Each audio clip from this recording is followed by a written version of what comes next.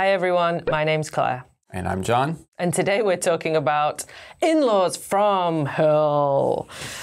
It sounds like the title of a B-movie, or maybe some people's real lives. I'm sure you can guess what this article is about. There's no way I can even make it mysterious, but this is perhaps even more shocking than you were expecting. Have you been to a wedding? I've been to more weddings in Korea than my own country, but I've gone to both. And yeah, the last one I went to was, a little over a year ago. Probably because of Rona. Things have kind of slowed down on that front, or at least among my friends. Or maybe they all got married, I don't know. Yeah, I think weddings are something that I really enjoy.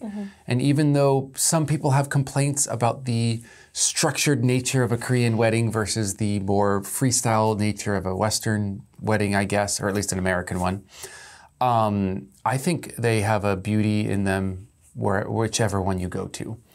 And the structure does have its own positives and drawbacks, as well as having the freestyle as well. So I don't know, I like weddings. I like going to them. I always have a good time there. And I always enjoy seeing people happy.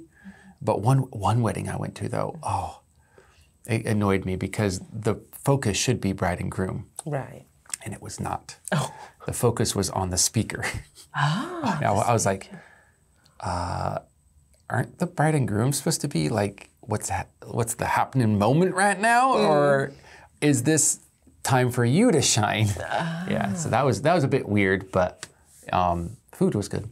Was it one of the parents, the speaker? No, it was not. Celebrity? Nope, not even a celebrity. Oh. Nope. Just some random dude. Yeah, if it were a celebrity, I'd be like, well, they're just used to being in the spotlight, right? But no, it was just the person they chose to speak, I guess, and they chose to speak about themselves a lot.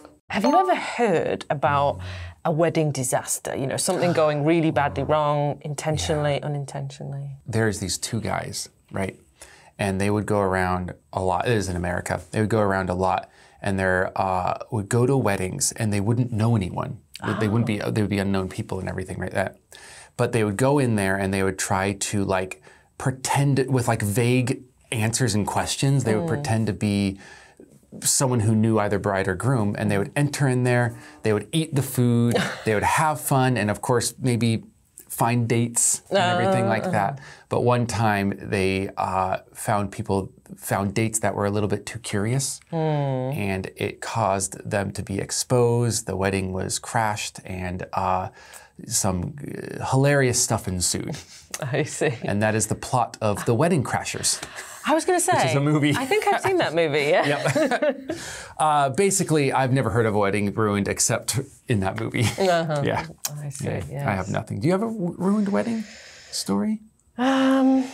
I guess nothing really terrible. You know, I've heard about, there was one of my buddies, since I've been in Korea, you know, she had a problem with her dress on the day of the wedding. So she ended up getting halfway to the church and then finding this big hole in her dress. So they had to go somewhere else. And anyway, she was super late to the church, and they were threatening to, like, if she doesn't show up soon, you're going to miss your day. And it was very stressful. But it did happen in the end. So it was just almost a disaster.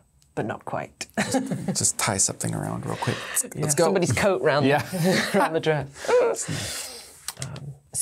This is probably the biggest disaster I've heard about in a long time. Yep. So let's get into it. We'll see you in part 2 after you've read the summary or the full article. In-laws from hell. It can be tough to get along with your significant other's family, as shown in many TV dramas. One man's family really took it to the next level. The man insisted on marrying his fiancée, despite his family's objections, so they showed up at the wedding chapel and made a big scene. The father loudly denounced the marriage, and one of the man's sisters even slapped the bride in the face. The traumatized couple has sued and won compensation, although the amounts seem a bit inadequate.